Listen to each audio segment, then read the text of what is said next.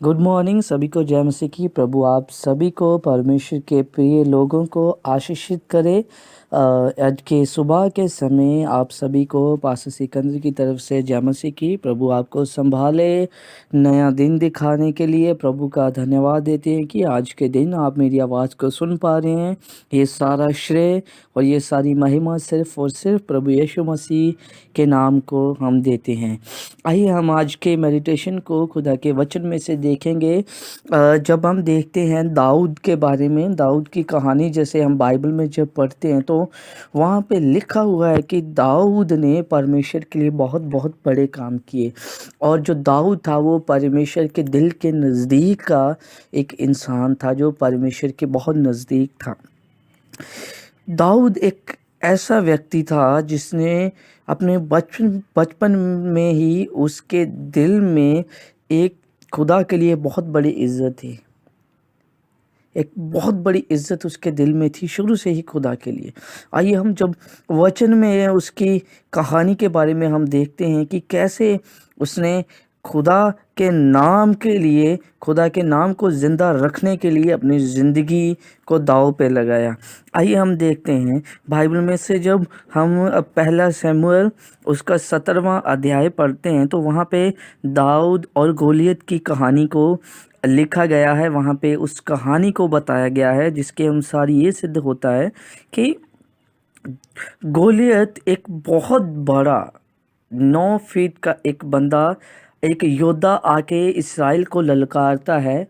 और दाऊद जो कि एक छोटा बालक है, उसके भाई, उसके बड़े जो भाई हैं वो भी युद्ध में हैं, वो इस्राएल की सेना में हैं। लेकिन जब वो उनको ललकारता है दुश्मन सेना का बंदा, तो उनमें से कोई भी इस योग्य नहीं होता कि वो उस बंदे से, गोलियत से लड़ने के लिए युद्ध कर सकें।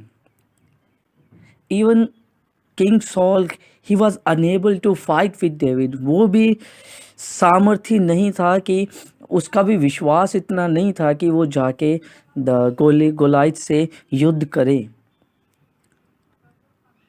लेकिन एक दिन दाऊद के पिता उसको बोलते हैं कि जा, ये कुछ खाना अपने भाइयों के लिए ले जा, रणभूमि में जो बैठे हुए हैं उनके लिए लेके जा। वो जाता है कि उसने एक बार शेर को मारा होता है और एक बार भालू को मारा होता है। वो अपने भाइयों को बोलता है कि मैंने ये शेर को मारा है और मैंने भालू को मारा है। लेकिन उसके भाई उस पर हंसते हैं, वो उसका मजाक उड़ाते हैं, कहते हैं तू 14 साल का लड़का एक शेर को और एक भालू को कैसे मार सकता है। वो उसकी बात को अनदेखी कर देते हैं। वो विश्वास नहीं करते कि एक 14 साल का हमारा छोटा भाई शेर और भालू को मार सकता है। शायद आप पहली बार सुनेंगे, आपको भी अजीब लगेगा। लेकिन वचन में लिखा है कि पवित्र आत्मा उस पर आया और उसने अपने भेड़ों की रक्षा की। क्योंकि दाऊद का काम था, वो अपनी उसके पास जो इंस्ट्रूमेंट था उसको, वीणा को बजाकर वो प्रभु की स्तुति और महिमा करता रहता था। वो प्रभु की स्तुति करता रहता था। जब एक दिन क्या हुआ, जब उसके पिता ने बोला कि तू जा और अपने भाइयों के लिए खाना लेके जा। और जब वो अपने रास्ते में जा रहा था, जब वो रणभूमि के पास में गया, उसने देखा कि एक बहुत बड़ा एक दानव है जो ललकार रहा है।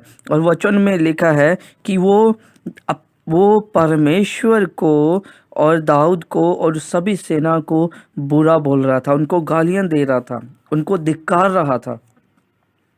कोई भी उसके साथ लड़ने के लिए तैयार नहीं था, कोई भी युद्ध भूमि में जाने के लिए योग्य नहीं था। सब डरे हुए थे, सहमे हुए थे। लेकिन जब दाऊद ने फैसला लिया, दाऊद ने राजा को बोला कि मैं जाऊंगा। राजा शाऊल ने उसको अपने हथियार दे दिए, उसको अपनी तलवार, अपनी सभी चीज़ें, अपनी ढाल, अपना अपना जो उसका हेलमेट था, उसके जो जूते थे, वो अपनी तलवार, अपनी ढाल सब उसको दे दिया। लेकिन दाऊद छोटा था, जब उसने वो पहना तो उसने चलने की कोशिश की, लेकिन वो चल नहीं पाया। जब वो चल नहीं पाया, उसने वो सभी चीज़ें वहीं उतार दी। और उसके पास अपना गोपिया था, उसके पास अपनी गुलेल थी, उसने वो ली और वो चल दिया। उसने जाकर दाऊद ने गोलायत को जाके ललकारा कि आज के दिन यहोवा परमेश्वर तेरी जान को मेरे हाथ में दे देगा और आज के दिन तू ज़रूर मरेगा। और गोलायत ने डेविड का फिर मजाक उड़ाया। उसने बोला कि इस्राएल के लोगों, तुम्हें सिर्फ एक बच्चा मिला है मुझे मारने के लिए। लेकिन जब वचन में लिखा है कि पवित्र आत्मा की सामर्थ दाऊद पर उतरी, दाऊद का पूरा भरोसा जब उसने यहोवा परमेश्वर पर रख दिया, उसने अपने गोपिये को लिया और उसने पूरी ज़ोर से घुमाकर एक पत्थर उसके गोलायत की तरफ फेंका और जाकर वो बिल्कुल उसके माथे पे, उसके सेंटर में लगा। और वचन में लिखा कि वो वहाँ पे गिर गया। और जब गिर गया, उसने क्या किया, जल्दी से गया, उसकी तलवार को उठाया, जल्दी से भाग कर गया। उसने क्या किया, उस गोलायत की तलवार उठाई और उस तलवार से उसके गले को काट दिया। और वचन में लिखा कि उसके गले को काट कर उसने उसके सर को, गोलायत के सर को उठाकर वो यरूशलेम में लेकर आया, ये दिखाने के लिए कि यहोवा परमेश्वर ने हमें आज फतेह दी है। इस कहानी से हमें क्या सीखने को मिलता है?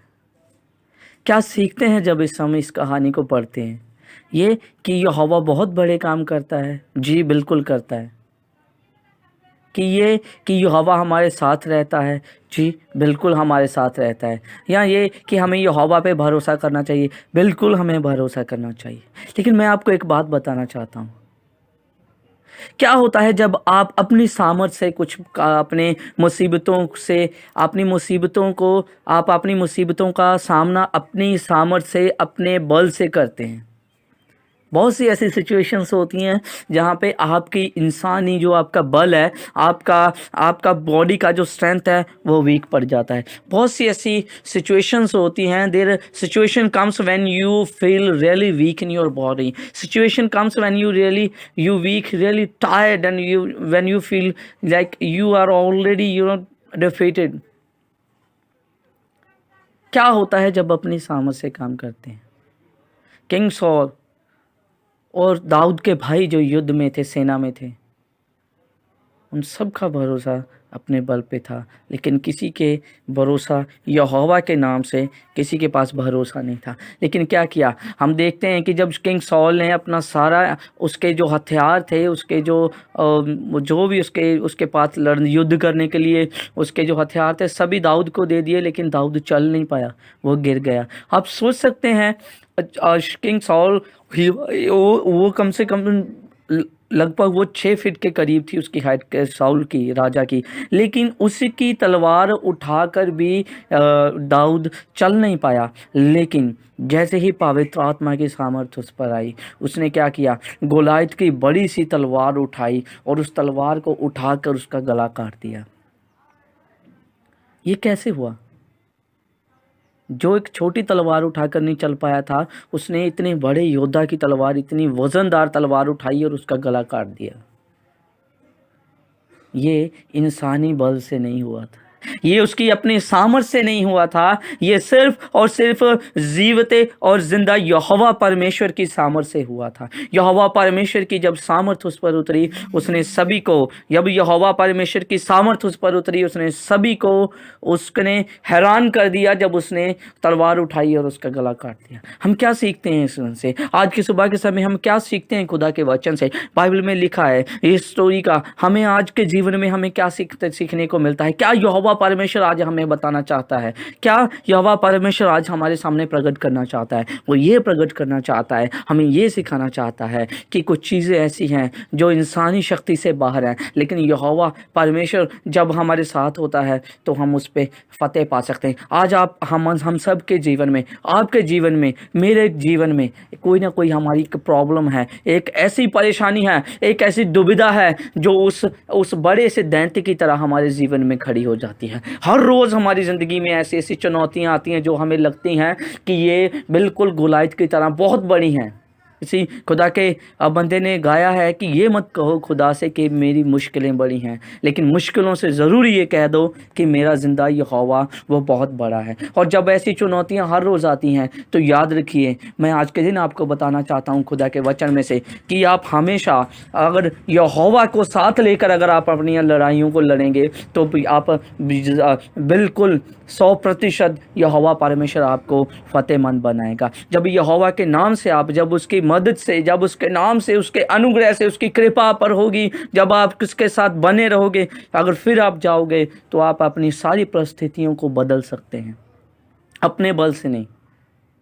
लेकिन जब यहोवा आपके साथ है तो आपके सामने जो भी परेशानी है, चाहे वो बहुत बड़ी हो, अगर आप यीशु के नाम से उसके पास जाओगे, यीशु के नाम से आप उस परिस्थिति से ऊपर उठ सकते हैं, आप उस परिस्थिति को हरा सकते हैं। मेरे भाई, मेरे बहन, हो सकता है आज आपको बहुत सी मुसीबतें हो सकता है किसी को डिप्रेशन हो सकता है कोई बहुत सी परेशानियों में फंसा हो सकता है वो बहुत सी कोई ना कोई ऐसी बात हो जो आपको परेशान कर रही हो। लेकिन आज के समय मैं आपके लिए ये प्रार्थना करता हूँ कि आप अपना भरोसा यहोवा पर रखें, परमेश्वर के को साथ लेके चलें। जब आप अपनी लड़ाइयों को, ज़िंदगी में आप अपनी लड़ाइयों से, अपने हालातों से जब आप लड़ते हैं, जब यहोवा आपके साथ जाएगा तो ज़रूर ही वो आपको फ़तेहमंद बनाएगा।